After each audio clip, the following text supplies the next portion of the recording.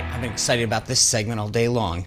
You guys are not going to believe this. The cancel culture of the left has claimed one of their own. Well, we'll see about that, but for now at least. ABC late night host Jimmy Kimmel.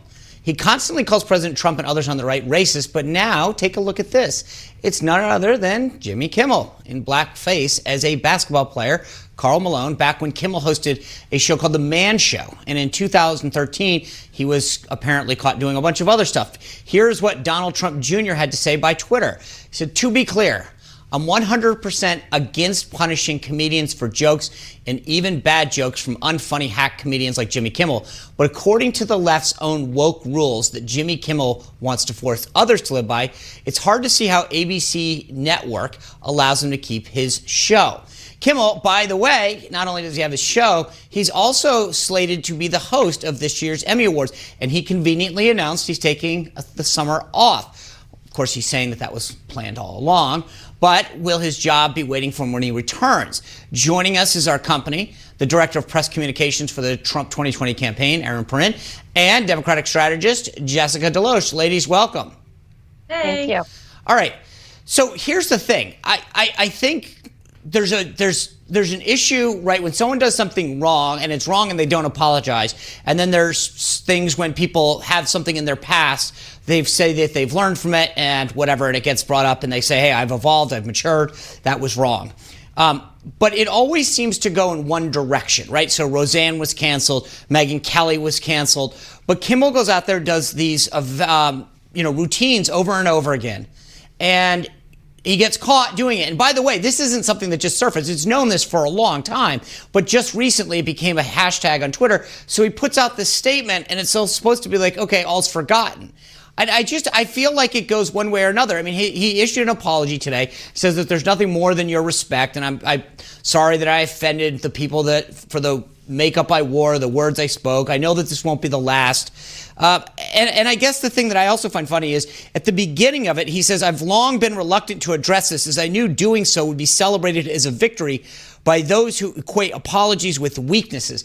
It's like, I don't get this. I mean, the left seems to get away with stuff that the right gets canceled out for. And so, let me just start with you, Jessica. Do you think that that's a fair analogy, meaning that I see every example as the right gets knocked away and the left gets to excuse their behavior as for why they did it and talk about the fact that, it was a mistake back then, but I've grown and so forgive me? So I can see why someone would agree with what you've said. I can. So there have been more high-profile instances of conservatives who've been "quote unquote" canceled for things that they've said and done in the past. But there have also been great examples of people who have not. And that goes for both sides. I don't know why anybody is surprised to find something like this in Jimmy Kimmel's background. I actually thought it was quite strange that he ended up on late night television when this is a person who was on The Man Show, which was arguably one of the most disgusting shows on air at the time. So, I mean, feel free to go through Comedy Central or any other networks old shows and see what you can find, because you're going to be offended at a lot of things you see.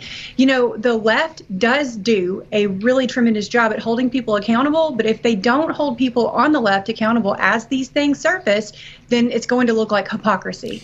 And you just Erin, she's got, Jessica's got a great point. The thing that's so funny about The Man Show is, as Jessica puts it, is this was rather raunchy.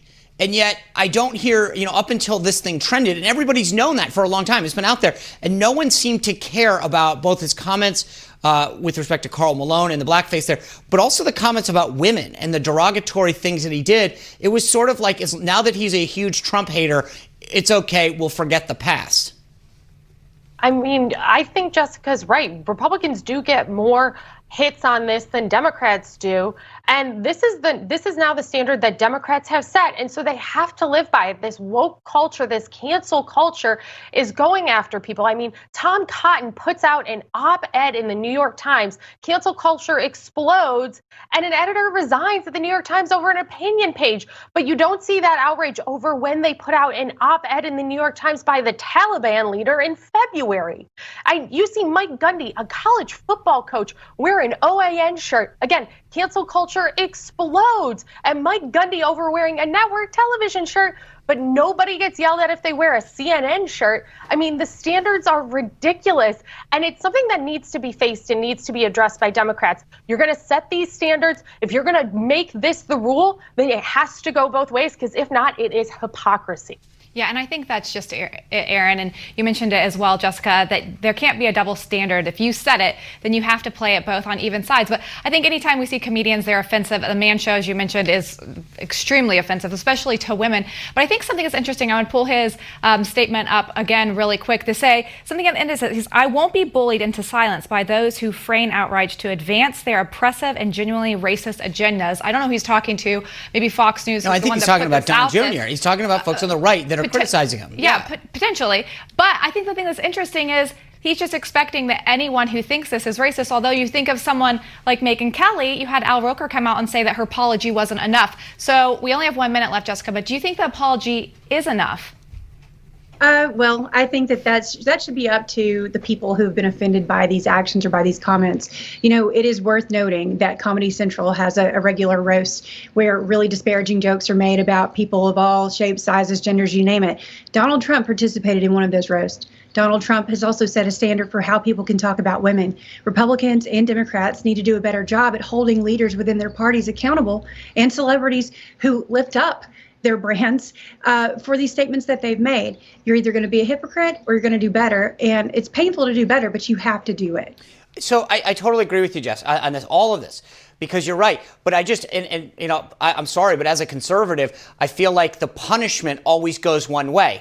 Because I agree with you. People say raunchy stuff. They make inappropriate jokes. The question is, do you understand what you did? And do you sort of say, okay, I get it, why that was offensive or wrong. I won't do it again. I've learned, I've grown, I've been educated.